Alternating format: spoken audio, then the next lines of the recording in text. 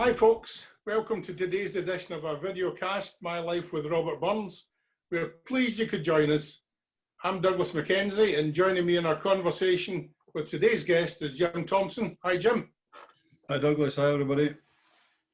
Jim and me are friends and colleagues from Newcombe Burns Club. So let me tell you about today's episode. We're using Zoom to have a conversation with our friends from around the Burns world, and we thought you might like to listen into our conversation. Our guest today has been a leading performer on the traditional music scene for many years and is an active advocate for the continued revival of our Scots language. To tell us about his life with Robert Burns, please welcome John Morran. Hi there, nice to be here. Thanks for inviting me. Nice to see you, John. Thanks for agreeing to be a guest on My Life with Robert Burns. How are you today? I'm good, I'm fine, thanks. Yeah, I'm just outside sunny Dundee. Very good. And is it sunny in sunny Dundee? It is, surprisingly. Yeah, the East Coast obviously tends to get a bit better weather than the West. Very good, at least drier weather than the West. Well, definitely drier and maybe a bit colder.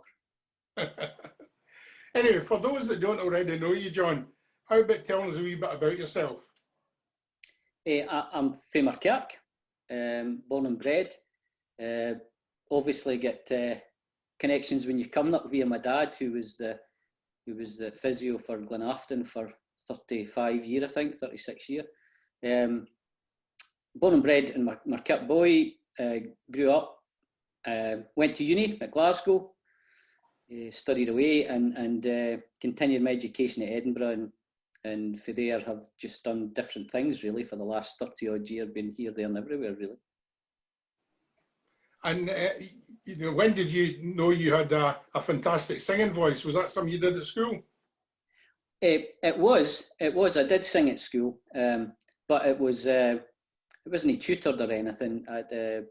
I do recall my mum and dad.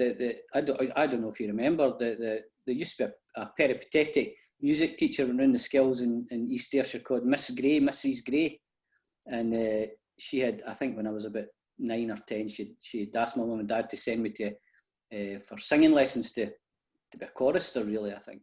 And but I wasn't interested in that at all. Obviously, I was more interested in playing football. And so I did a bit of singing, but nothing ever serious. Certainly no traditional music, that's for sure. And what happened after university? What did you go on to do after that? So in terms of traditional music or in terms of just the work or whatever? Both? Just in terms of your career. Oh, right. So I went to Glasgow Uni and then I went to Edinburgh and did a PhD. I was going to be a scientist and decided after my PhD that really wasn't for me, really. It was too much of my head doing a test tube all day, and ended up, I spent 6 months living and working in Ireland. I went straight for my PhD. Well, I did a bit of a postdoc, went straight for my PhD because I'd got the traditional music bug, really, and ended up in Galway, just outside Galway, and spent 6 months staying with an Irish piper and just playing lots of music and learning about traditional music. And that, I would say that my introduction to traditional music was like an evolution throughout university and certainly in my PhD, but that along with other things was, it made me realise that about my own language, really. It was the start of the evolution of understanding my own language and my own culture. It was really and were you married with a family at that stage, or were you young and single? No, young and single. Couldn't have done it otherwise. No, I just packed up and headed over. I'll tell you what I did actually. I wrote to every hotel. I knew I wanted to go to Ireland. I wanted to go to Ireland because I knew I was going to get the exposure to traditional music at that particular stage. And I wasn't quite so sure where I was going to go in Scotland to get that. So I wrote, and I knew Galway was great because I had spent the 3 or 4 years previous to that camping down the west coast of Ireland myself, Donegal and Sligo and Mayo and these places. And Galway was such a fabulous place. So I wrote to every hotel in Galway, looking for a job, and so that I could just go and live there for a while and just imbue all the traditional culture. And I got I got one reply, one reply, and it was a guy for the Sight Hill Hotel. And Sight Hill, that's no, it wasn't called Salt Hill Hotel, sorry, and which is on the western part of Galway, heading into Connemara. And he said to me, well, you can't come here, but you can go to my daughter's. She's got a sort of a mansion. They called it a castle, Craig Castle. It was cried, and her husband was an Irish piper, and she played traditional music. And they used the castle. It was just a big manor house, and it was a sort of like a farm, and they used that as a meeting place for loads of local traditional musicians. It was just the best 6 months I think I've ever spent. It was unbelievable. Very good. So at what point did you stop being the free and single guy and enter into matrimony? You better give a bit of a name check to the family.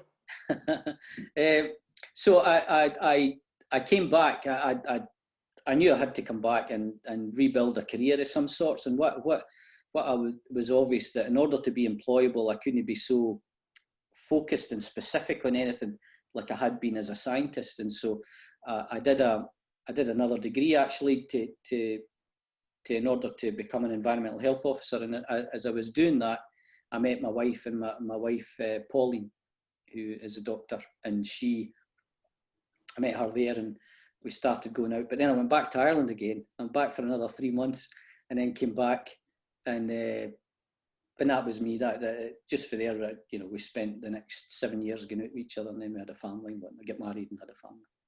Mm-hmm. There's 2 boys you've got?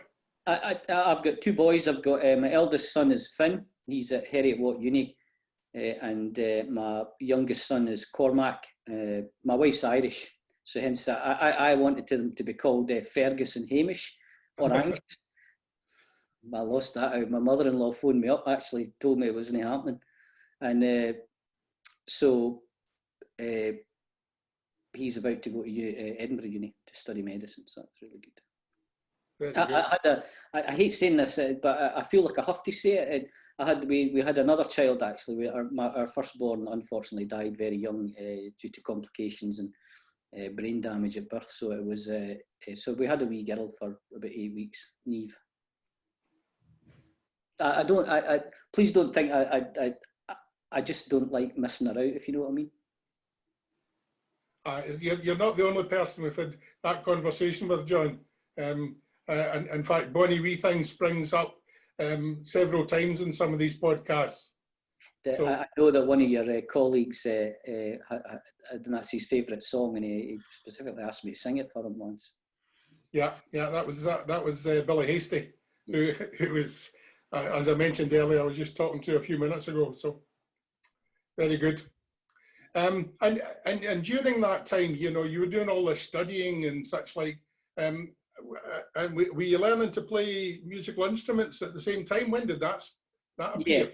Yeah, I bought my first guitar when I was about 21 at uni. No, sorry, 19. And I self-taught, so I taught myself from there through uni. And I wasn't interested particularly in traditional music at this point. I got interested in traditional music probably my second year, so that'd be 1983, 84. And that was it. Actually, the first time I heard it, I just knew that this was there was something about it that resonated, and for there it was an evolution of trying to work out what how my own culture fitted into it. I suppose this is what I was going to maybe touch on. What became apparent to me early years was that the wider context, the sort of cultural context, was that I could see what was happening in other cultural contexts, but yet for some inexplicable reason we just felt as if we weren't quite as good as anybody else. Our language wasn't as good as anybody else's, and I grew to really get quite annoyed about that sort of perception, and I could see what it was like in Ireland, and I could see that our music and culture was hugely respected throughout the world. You know, you go to Germany or America or Australia, and they can't get enough of Scottish traditional music, song and dance. but it just didn't feel like that at home. And I started to wonder about that and wonder why.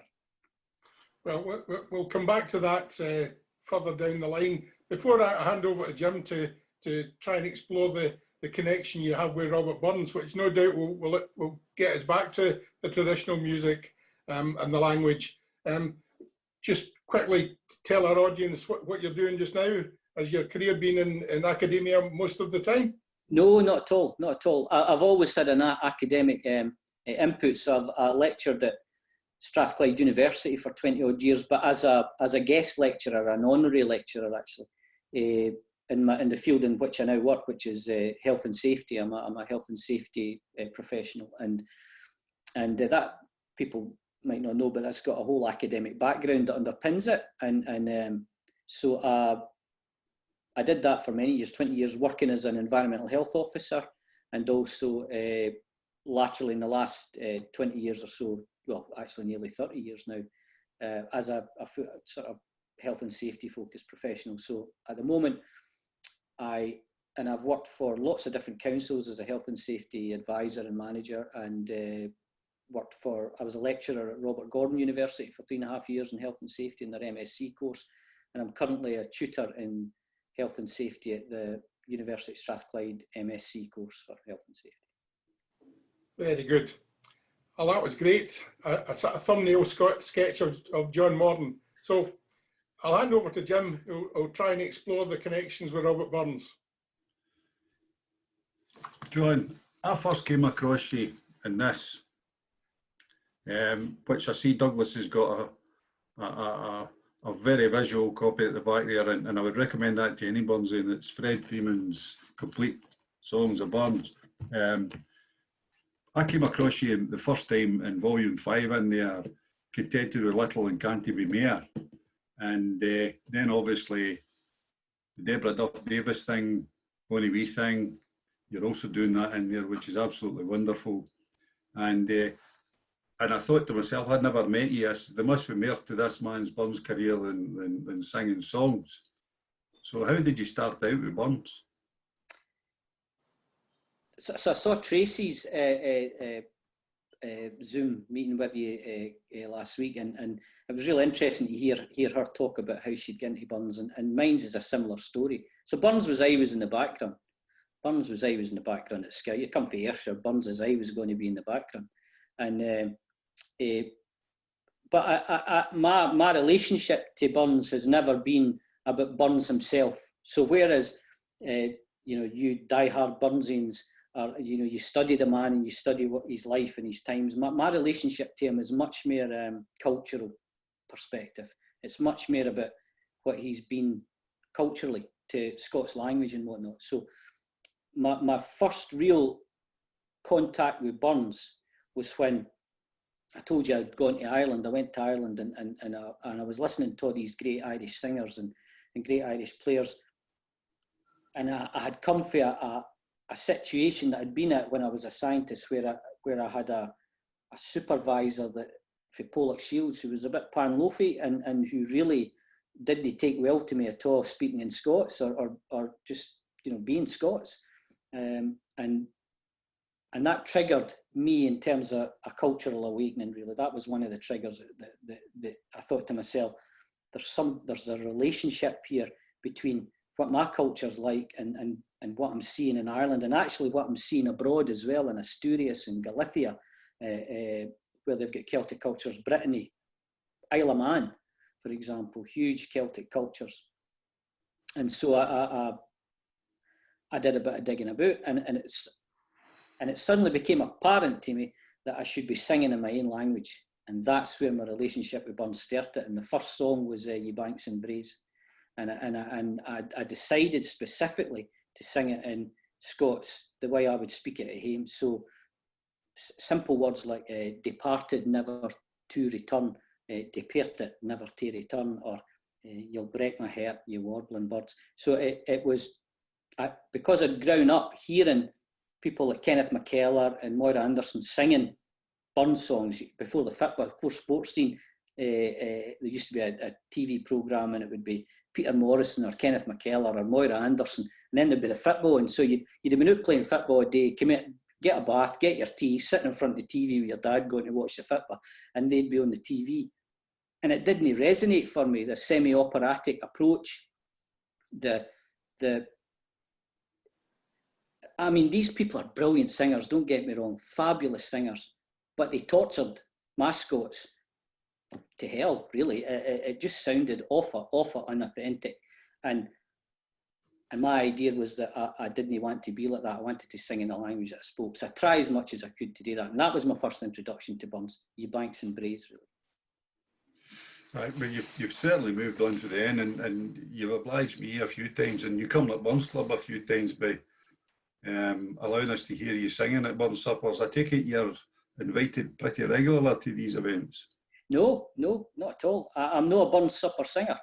I never have been.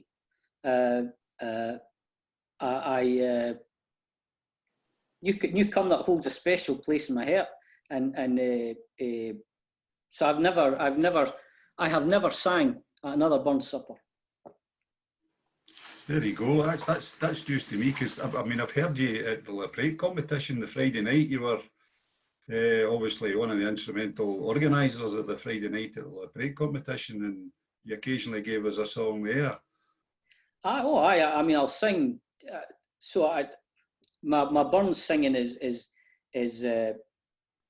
mainly via Fred Freeman. In actual fact, the guy for the Lynn Burns albums there, and he's a producer of the series, and Fred's like a veritable, I mean, he just knows everything there is to know about Burns, and also like lots of other things as well. And so my singing for Burns tended to be via him or via the band that I played in, Deaf Shepherd, where I would interpret the Burns songs accordingly.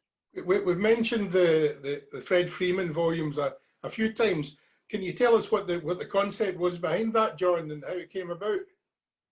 Yeah, so I can tell you what I think it is, because it's Fred's baby, and I started to appear in Volume 5. So Fred has always been so just to put Fred in context, so Fred he's a professor of traditional music at the Royal Conservatoire. He's also a professor of English. He's also a fellow of English literature at Edinburgh Uni, and a fellow of English literature at St Anne's College, Oxford. Fred could have been, you know, an Oxford professor, or absolutely no doubt about it. That was never his choice. And his idea is that he wanted to put Burns into the context that he felt that Burns would have been most happiest with in terms of singing and playing. He felt that Burns as a fiddle player would have had more connection with the Scottish folk song revival approach to Burns than the semi-operatic approach to Burns, which he felt was and considers as inauthentic. And that resonated with me from my own experience of growing up and listening to it on the TV. Brilliant singers, brilliant musicians. I'm not taking that away from them, but it didn't resonate with me that it was culturally embedded. Whereas I think if you're listening to the Burns albums, the Lynn Burns albums, you feel that they're culturally embedded. You feel that they're part of Scottish culture, really. That's my view on it. I know that people will have different views and opinions on that, but it's just my own personal opinion. I think that's close enough, because I remember talking to Fred. He came, he graced the Robert Burns World Federation Conference at Harrogate in 2012 or 2013, and did a brilliant lecture, and it was all in the Scots language. It wasn't about, you know, the songs. It was just about Scots and how it fitted us culturally and all that kind of thing. And when I spoke to him after it, he said about Burns, the first thing he said was, Burns wrote a letter saying, I am a fiddler and a poet. So he was a fiddler first. So he always asserted that Burns was more into music because of that and his mother than he was into the poetry. And given the songs he collected, he could well be right. I think that there's room for both, isn't there? There's room for him both being a poet and a songwriter, but my interest in him is for the song perspective and for the music and cultural perspective with the language. That's my interest in Burns. I see him as being, along with Ramsay and Ferguson, the saviours of the Scots language to a certain extent. And well, we just need to look at it now. The Burns clubs throughout the world, you've got a fantastic Burns club in Newcombe, and what that has done is it's embedded and still retained and made sure that the Scots language hasn't disappeared and is no considered trivial within our own communities, because and a sort of internal validation, so to speak, of an internal validation in our own communities. And my interest was to look at that, and Burns certainly helped me in that, and Fred Freeman certainly helped me in that, but also because I had become aware of the external validation that other cultures view us. So other cultures view what we have in terms of our Scots language and music and song has been phenomenal. And we never hear that. We never get told about that. You can go throughout the whole of Europe and you will find people who are completely fascinated with Scottish language and culture. Totally. It's incredible. John, we've mentioned the songs quite a wee bit so far. Is there any chance you could maybe give us a wee rendition of one of your favourites? Of course, aye. So I think we talked about Yestrina had a pint of wine, or the Gowden Loxana. That'd be lovely. We had an interview with Jane Brown recently, and I think Jane said, Jim, that was one of her favourites. Because Jane had been connected with the Globin, which obviously there was connections in the song with the Globin as well. So it's my favourite Burns song, I think. And one of the other things that I noticed that Tracy talked about was she talked about the melancholy in Burns, I think it was Tiamus. And she talked about this sort of melancholy, and I totally agree with that. I totally agree that that's where so before we talk about this, before we talk about the song or do the song, maybe I need to put my own interpretation, because this will help explain why it's the music that in the wider cultural perspective, I think. See, when I see poetry, and this was always the case at Skill, when I see poetry by itself, it doesn't make sense to me. It's almost like a word blindness. I find it very difficult to look at imagery, written imagery, and euphemism, and all the sort of techniques that poets employ in order to get their message across. I find that very difficult to follow. It's like, without sounding too pretentious about it, hopefully, it's like looking at a picture with no colour on it and the details not quite sharp. As soon as you put music to it, there's colour and the detail becomes more sharp. That's what song does for me, for Burns's poetry, because by itself, I find it really quite difficult. But that's not just because of Burns, that's just because of me, because it's the same with any sort of poetry. But putting music to it is where I find the melancholy that Tracy spoke about.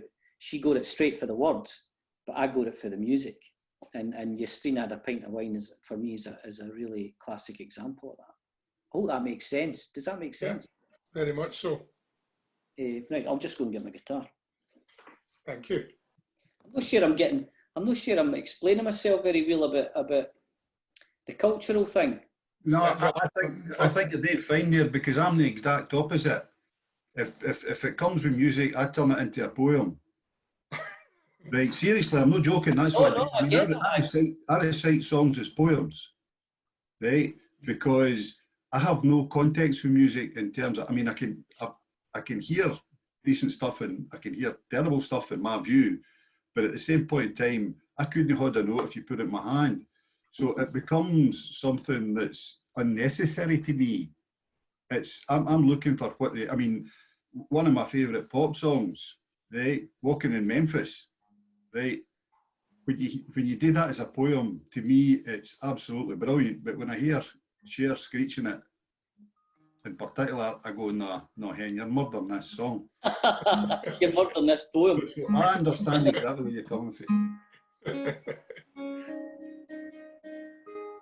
I always remember an English class at Skill where there were, it's a Welsh poet, famous Welsh, but it might have been Dylan Thomas. It was Dylan Thomas. It's always Dylan Thomas for the Welsh. Dylan Thomas, right? So, and he's got this famous line called "Down the river's a windfall light" for one of his poems, which is a lovely evocative thing. And our teacher was trying to get us to write you know, and be florid about it. You know, I could see it, but meaningless. I mean, it's like, I done the Rivers of Windfall, like, okay. Right, that was used in a film, that, the very, the first one, I can't remember the name of it now. It was that boy Smith that was in it. It was aliens coming to Earth, and the president gets up and does a speech in it, and that's what it is. It's for that poem. We won't go mildly into the night. We will stand and fight, and all that. And he then does this, and it's all just Dylan Thomas's poem. Independence. Is that one, Independence? Yes, aye, that's what it's for. So, but see if you had to put that to music, and it's the right music, I would probably get that. Probably. Ridiculous. Okay, so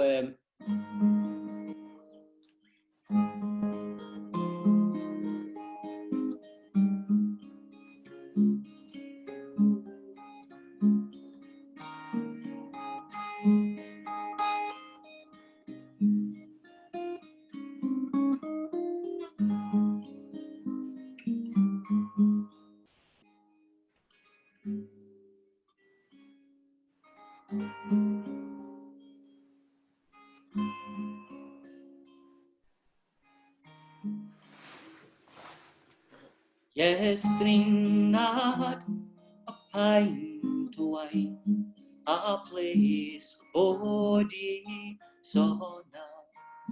Yesterday lay on this breakstone line, the golden locks of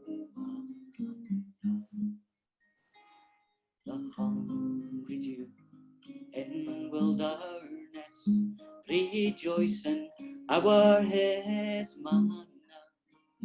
Was Nathan Tema and bliss on the lips of man.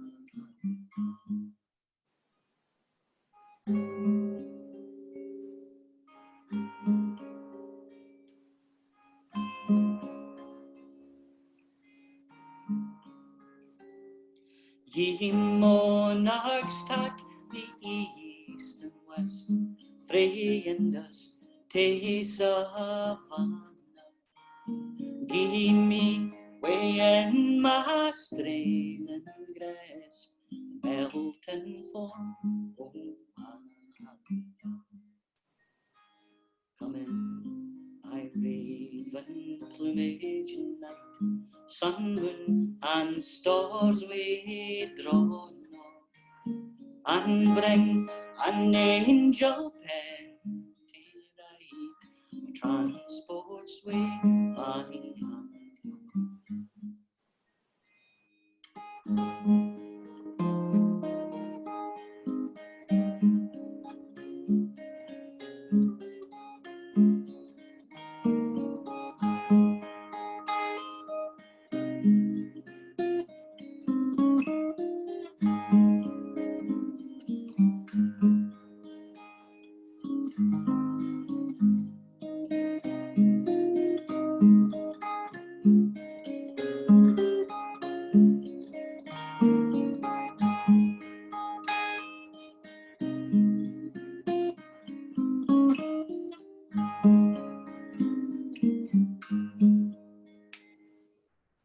Just sing a couple of verses of it. I sang the wrong verse there actually, so I mixed two verses up. Buggery. That was lovely, John. You've got such a fantastic, distinctive voice. Oh, tremendous. Well, thank you. It's a beautiful song. Yeah, it really is. Really is beautiful. You mentioned Deaf Shepherd earlier on. I think that's the first time I ever saw you, John, way back in, I don't know how many years ago, in Whiten Bay Hall in Arden, where the hall I think was licensed for about 500 folk, and there was the best part 800 in there lining the walls. It was a great night. It was a great night. I remember it and the reason I remember it, now you maybe need to cut this out. The reason I remember it is because there was a Gaelic band played, Bruce McGregor and Clear, they were called, and they were the final band on, I think, and so we had sound checked before them. As we're walking off, I did this enormous fart, It was absolutely stinking on the stage. And I mean, it was horrendous. And they all walked on and they were, the dog's abuse I got for that, and it was shocking. So that's the main reason I remember that one. That's your memory. I remember the music, so it was fantastic. and when you were with the band, did that take you all around the world? It did, aye. We mainly Europe. So we played in America once, because we were never a full-time band. We were always worked. So teachers and a guy who was a charter surveyor and that sort of thing, quantity surveyor, sorry. And but we, all through Europe. I mean, just about every country in Europe we've played in, really, and we played in Turkey as well. And that's why I can speak with a certain level of conviction and confidence that different cultures absolutely appreciate what it is we do. I mean, when you go to a festival like the Lorient Festival in Brittany, where every Celtic nation goes and plays, it's just incredible. It's incredible. Yeah. Fantastic. And was Burns part of the repertoire in these days? Yes, right from the word go. So the first Burns song on the Deaf Shepherd was first Deaf Shepherd album, fantastic song called Logan Braes. Oh, Logan, sweetly did thou glide the day I was my Wally's bride. But years since he hours run, like Logan to the summer sun. Beautiful anti-war song. Yeah, fantastic. I've not sung that for 20 years. It's a beautiful song. And then in the second album, we did another fabulous song, The Winter of Life. But lately he's seen in gladsome green, the woods rejoice the day. Through gentle shores, the laughing floors, and humble joy. But I can't remember that word. But, an absolutely cracking song as well, beautiful, about just growing old. I think the Burns world misses a trick at times, because I don't know how many Burns supper I've been to, and you get the same 2 or 3 songs. And there's just so many there, John. It's so diverse. It must be fun getting involved with ones that you don't regularly hear. Oh, absolutely. One of the great things about the Burns, Lynn Burns series was that you were made to sing songs that you would have never sang before, and you wouldn't probably even think about singing because maybe you thought it just didn't suit your voice, or you didn't like them even. And so Fred is incredible at being able to spot what he thinks you're going to be able to get out a song, and he gave me some. So he gave me like Peg Nicholson. Peg Nicholson was a good mayor, never stood in here. And I thought to myself, oh, Jesus, I don't want to sing this, Fred, for God's sakes. Fantastic. I loved it. I absolutely loved it after doing it. Just loved it. And, it's a great song. I mean, some of these songs can't be that easy to sing. I mean, I'm not a great singer, but I have done a bit of singing in the past, and I've always found some of these songs very difficult to pick up on. So that's absolutely right. So because he was a fiddle player, and especially in Scottish fiddle music, there seems to be a penchant for getting up and doing from low A to high A, and it's the way they bow it. So that and I think that, I mean, I'm guessing that's what it is anyway. But that seems to be evident in a lot of what Burns does, because he was taking established tunes and then putting them to the words. So the tunes were like fiddle tunes or piping tunes or whatever, and so he was putting words to them. But that meant that the singer, if it was a song, was going to have to be jumping up and doing the scale that the fiddler was playing, so to speak. And you find that all the time, definitely. It's quite hard. And how did you manage to learn these songs and be able to perform them? Because I don't think it comes naturally to be able to sing in that way. I don't know is the answer to that. I don't know. So you would get the song, and you would try to work out you would sort of ken the tune, because lots of the tunes are well established folk tunes, traditional tunes. So you would probably ken the tune, like coming by the brig of day of Dalit, we blinked the tarry's day was dawn, and in the sky we drank a health to Bonnie Mary, Thiniel Mingus, Bonnie Mary, Thiniel Mingus, Bonnie Mary, Charlie Gregg, Tintus Blighty kissing Thiniel's Bonnie Mary. Well, everybody in their auntie in the Scottish trad world kens that tune. Yeah. And indeed, all Burns is doing there is using the tune because it's a Strathspey, and he's fitting the words to fit the Strathspey. And this is one of his genius. I mean, as well as writing fabulous love songs or pastoral songs, so a love song like My Love Is Like a Red, Red Rose, as well as doing songs like that, he did basically what's called muth music, Lowland muth music. So in Gaelic, the tradition is Posh Stabile, and in Scotland, it's muth music. And that's all fitted to the rhythm. So Strathspey, in coming by the brig of day, Dalit, we blinked the tarry's day was dawn, and in the sky we drank a health to Bonnie Mary, Thiniel Mingus, but you can hear it, Thiniel Mingus, Bonnie Mary, Charlie Gregg, Tintus Blighty kissing Thiniel's Bonnie Mary. It's just genius. And he was like a rapper before rap was ever invented. And you see this in lots where people will say that it wasn't great poetry, but it might be a great song. Well, you see it all the time. So, my wife's a wanton wee thing, my wife's a wanton wee thing, my wife's a wanton wee thing, she wouldn't be good for me. Well, that's a jig. It's not great poetry. Nobody's going to stand up and say that's great poetry, but that's because it's not a poem, sorry. That's because it's a jig, and it's sung in jig time, and the words are there to fit the jig time. Fabulous. Great. Getting back to words, you are a great advocate for Scottish language, as we talked earlier on. How do you think it's doing? I think there's a bit of impetus at the moment. I think that there's quite a lot of online stuff you can see going on, and a lot of work in the background. I think our problem is that if you learn lessons for our Gaelic colleagues, they collectivised and focused, and we haven't done that yet. So we've got disparate elements that haven't coalesced yet into to provide the focal point that needs to be in order to move the language for it, and to make it more embedded in our education system. So that's why you can get, for example, in Kilmarnock, you can get Gaelic, taught in Gaelic, but little teaching in Scots, I would suspect, now in East Ayrshire. You might get the odd class, or the odd, come Burns time, you might get the odd poem or a Burns competition or whatnot.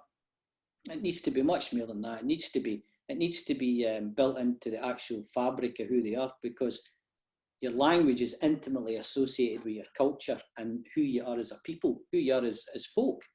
It's not just about a different language. It's actually, it's more about who you live your life and expressing who you live your life within that area. Do you really think, the only simple example I can think of off the top of my head here is, do you really think that if you were speaking to someone in England or Wales or wherever, that they would really totally understand what you meant with dreich? Dreich's not just a word. Dreich has this sort of internal resonance with us that means a lot more than just the weather. It's like, oh, it's dreich outside. It doesn't just mean it's grey and cloudy. It's almost like a feeling. It's almost like a feeling that's come out of you because of the weather. That's language and culture. Yeah, dreich's a concept. Yeah, almost like a feeling. Yeah.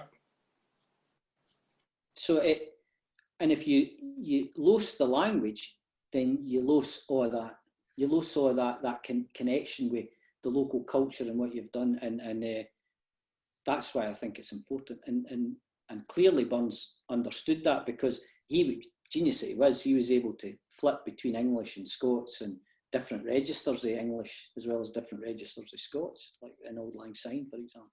So that's what I love about him. I love the fact that he clearly recognised that, along with Ramsay and Ferguson, he clearly recognised that something was going to go missing for culture if he didn't stand up and speak for it. So I think that what we need to do in the Scots language world is that we need to coalesce, focus, and bring pressure to bear from that focal point, because at the moment they're just getting different perspectives for different sorts of organisations, really. Yeah. Well, I think within the Burns world we're trying our hardest to keep it going. And you mentioned, Jim mentioned the Laprake Festival earlier on up at Merkirk, and the guys are continuing with that.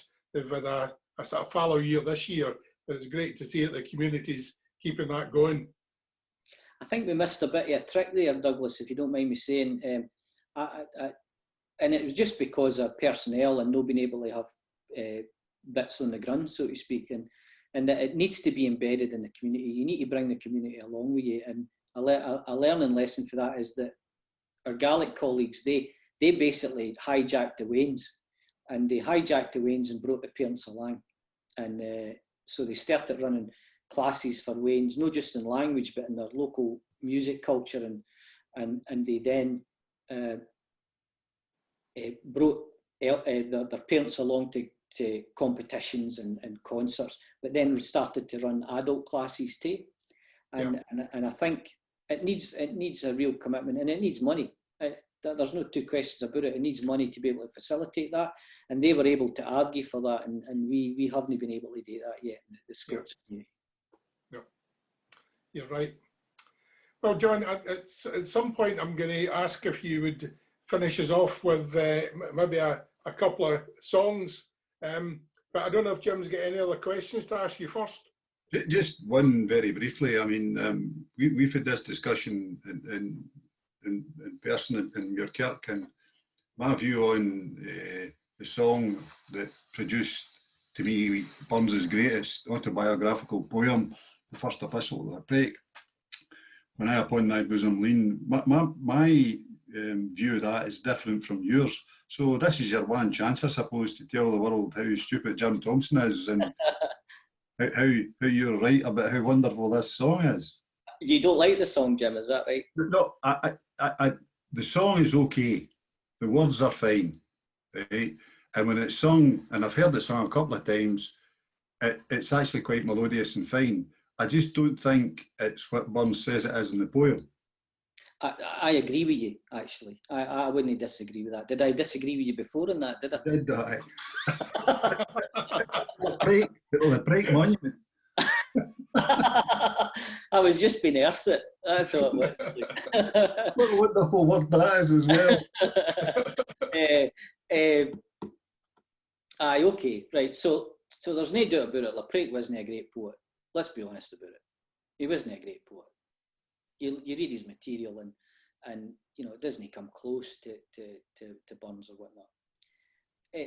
Once again, what I would argue is the sentiment of the song is lovely, and once again, for me, it's about the music and how you do it, and so in fact, so I don't know if this is possible or no. I can try and prove that to you if you want. No, because I've not played it for I don't know how long, but I've got recordings, 2 recordings of me doing it, because I did it in 2 different settings. And I did it with a harp and piano, and I did it with a guitar. And that might show you how music influences how you might perceive a song.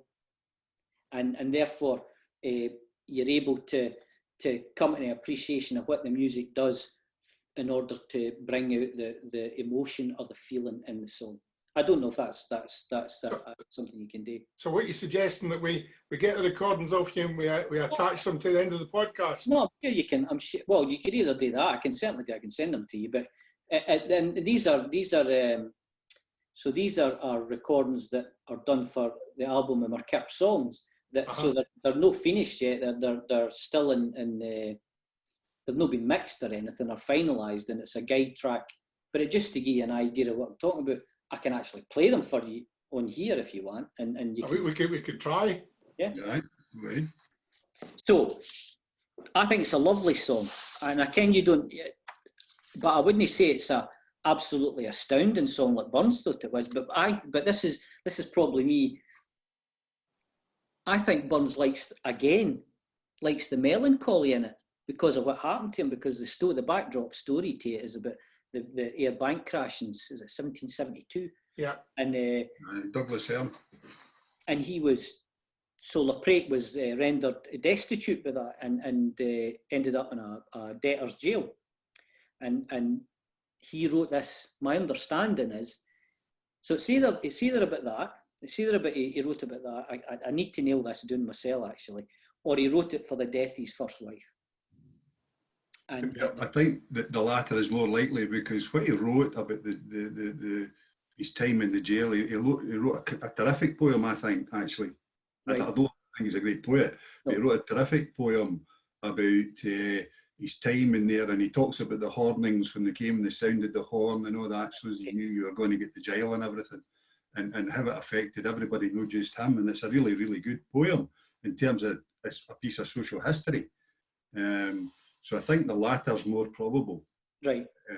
Because obviously the death of his first wife was a huge part of Lecrae's life. Yeah. So so therefore there's that sentimental sort of melancholy aspect to it then, I think, again, and like Tracy, I find that, for me, singing his love songs especially, I find that runs through his, to me anyway. I mean, I know that's a very personal thing, but that's what I pick up on. And so, for example, like Yestrina had a pint of wine. The way that I envisage that song and what I'm thinking about when I'm singing it is that when you ken the story behind it, and he's burnt a lassie and she's died just after childbirth or whatever, and he goes into the pub, he sits down and he's reminiscing about this whole thing that's taking place, which, let's be honest about it, sounds more like it was just a bit of a fling and a bit of lustful endeavour. And he's getting tanked in between singing the verses of this song. He's drinking a pint of wine, and he moves into melancholy for me at that point. And that's what comes out of the song for me. And I suspect, listening to what Tracy said the other day in our podcast, it might seem that she's picking up on that as well, possibly. I don't know. I mean, it's all a personal opinion, isn't it, and interpretation, I suppose. There was one, on that basis, there was one other thing, because when we talked about this, I remember you gave a fabulous speech, Jim, at You Come at Burns Club. And after it, I come up to you and I said to you, that was fabulous. And it was fabulous. And you say, so this is today with the reason I'm bringing this up and how I wanted to speak about it is because it's today with like the internal validation of our community and the external validation of culture for out with our community. And I remember you saying to me, it's not really very academic, and it's sort of, you almost apologised for having given this wonderful and insightful speech. And I said to you, well, what did you do? You researched this, you put all the evidence out there, and then you critically analysed it in terms of, you didn't just parrot what was said, you gave us your opinion based on the evidence. That's all an academic does. And my opinion is that what Burns clubs do, and people like yourself, and this struck me when I was listening to Tracy, it struck me really hard, was that we've spent such a long time internally validating ourselves because we're worried about how we're perceived, because we might not think that there's a great validation to what we do, or that our language is subservient, or some way a peasant language, or no beautiful, or this, that, the next thing.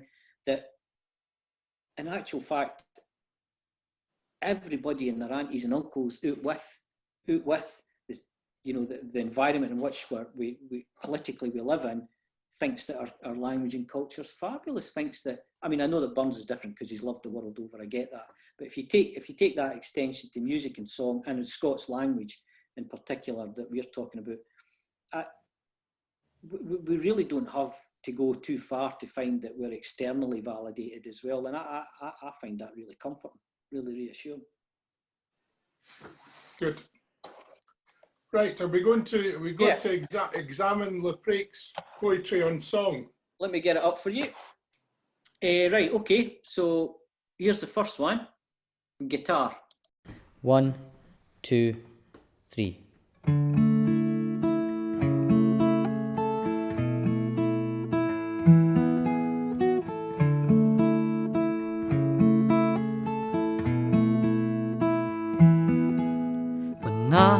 Naipon Yaruzamlin in Rajarda de Koyi main a glory and those sacred ties that made us yen warrian swartwain. A mutual flame inspires us beneath the tender look, the melting kiss. And years shall ne'er destroy your love. Some sweet sensation new will rise.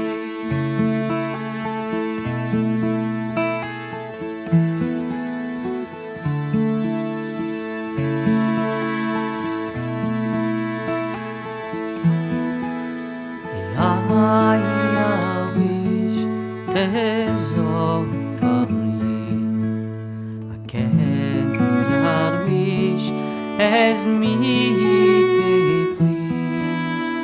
Moments pass, say smooth the wall. Lovers on as look and gaze will please to see her happy days. They bid us live and still alone. And if some cares should chance to rise, your bosom still shall be mine.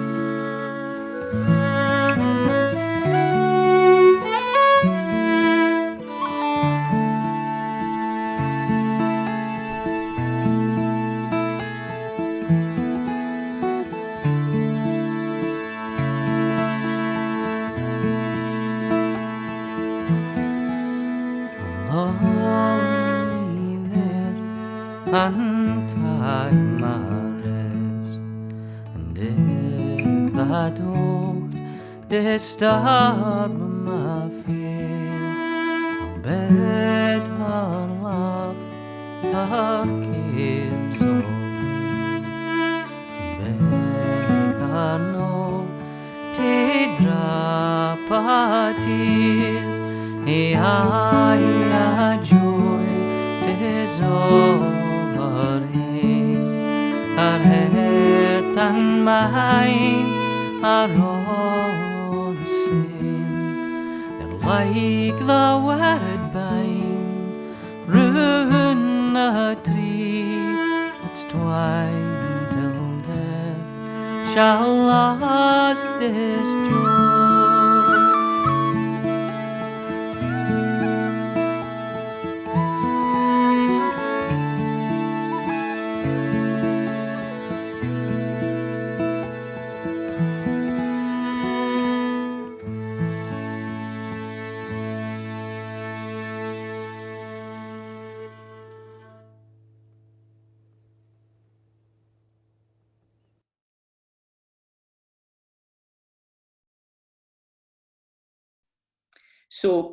So Jim and I previously had a conversation about the song that Burns loved, and hence his first epistle to John Laprake at Markirk, called "When I Upon Thy Bosom Lean." And we had a discussion where I absolutely don't recall saying to Jim that it was brilliant and fantastic song, but we'll let him away with that one. I think he probably does. I think it's a great song, but once again, it harps back to when the music's put to it and the interpretation of it, I think, is can affect, for me, the meaning and the timbre of a poem, so to speak. And so I've actually made two versions, or I started to make two versions of this song. They're very rough mixes for an album of songs from Muirkirk and from our Kirk, sorry. And so you might get an appreciation, because I wasn't sure which one I like best, and you might get an appreciation of what a different arrangement of music does to a song, how it can influence the emotion that might come out of it. And so you might want to have a wee listen to it.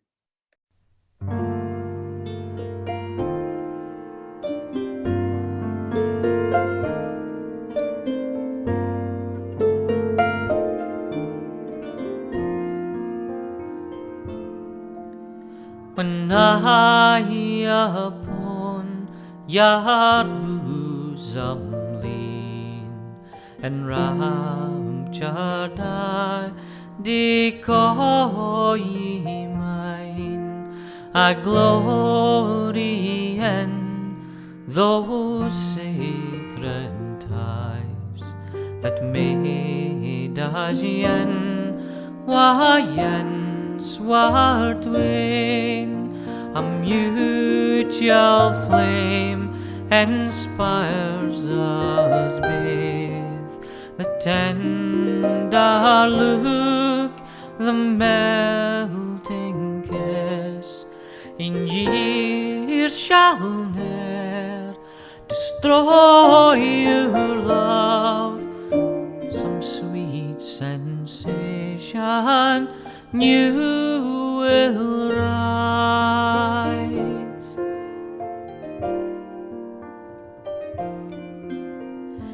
I wish it's so for ye. I can your wish is me to please. Her moments pass, say smooth a walk, that numbers on us look and gaze will please, and they see her happy days. They bid us live and still love on, and if some cares shall chance to rise, your bosom still shall be mine.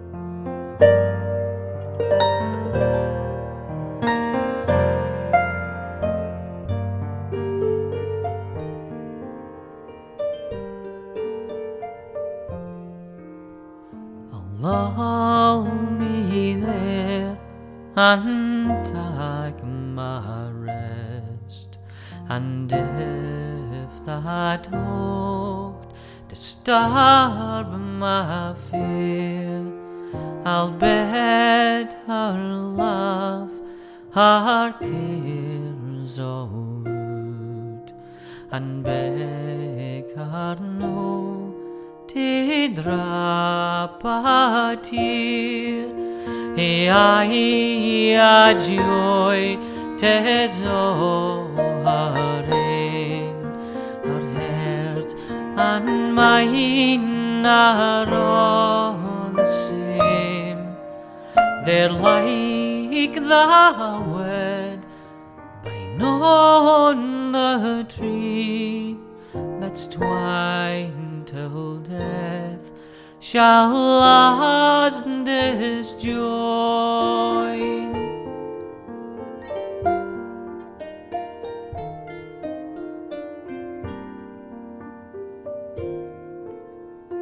Nigh upon your bosom lean, enraptured decoy mine, a glory in those sacred ties that yen as yen why yen swart way.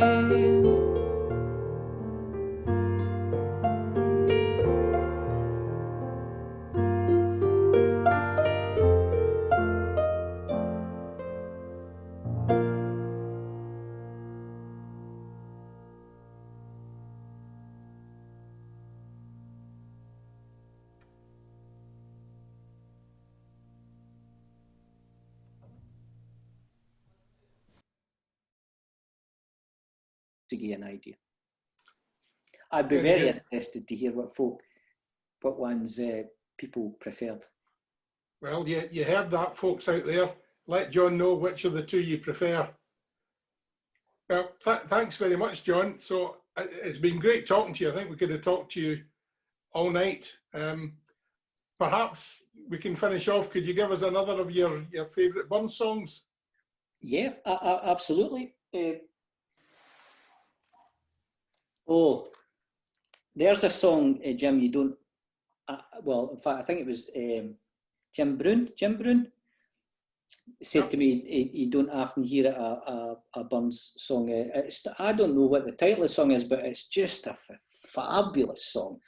While larks with little wing, while larks with little wing, fan the pure air, viewing the breathing spring, forth-eyed fair, gay the sun's golden eye, peeped o'er the mountains high, such thy moan did I cry, Phyllis the fair.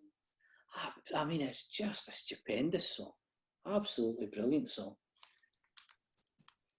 With that wee sting in the tail that he's often get it doing, where the last verse is, so it's all lovey-dovey, and then it's, down in the shady walk, doves cooing there, I marked a cruel hawk caught in a snare, so kind may fortune be, such make his destiny, he would injure thee, Phyllis the fair.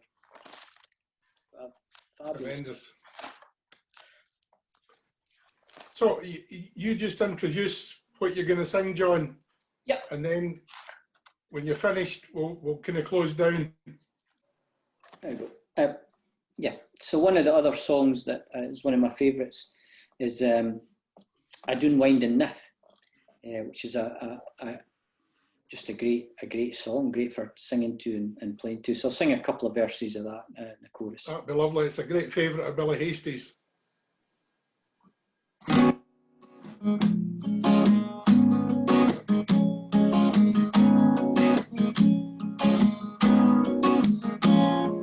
Doon wind and nith, I did wanna to mark the sweet flowers as they spring.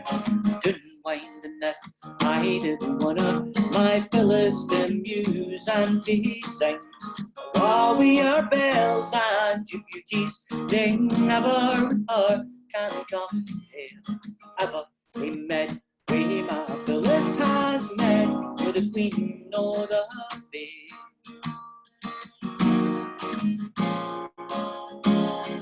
Daisy amused my fond fancy, see airless, see simple, see wild. When blums said I. Oh my Phyllis, for she is simplicity's child.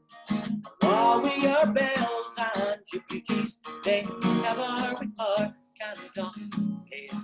Ever in Medway, my Phyllis has met for the Queen or the Fair.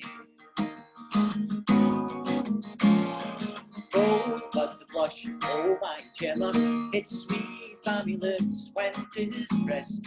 Fair and how pure is the lily, but fairer and purer her breast.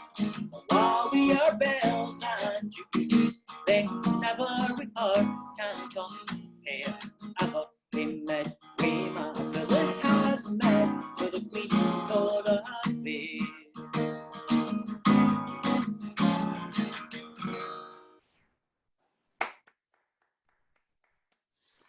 Well done, John. Well, that's a fantastic way to finish off our first musical episode of My Life with Robert Burns.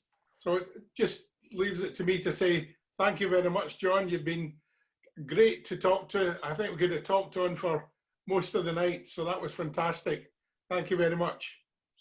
You're very welcome. Thanks for having me. I'm sorry I was maybe over talkative and a bit unfocused at times, but I hope I got some sort of appreciation of why I love Burns and I love the songs and I love singing. We loved every minute of it. Thanks very much. Thanks, John. Thank you.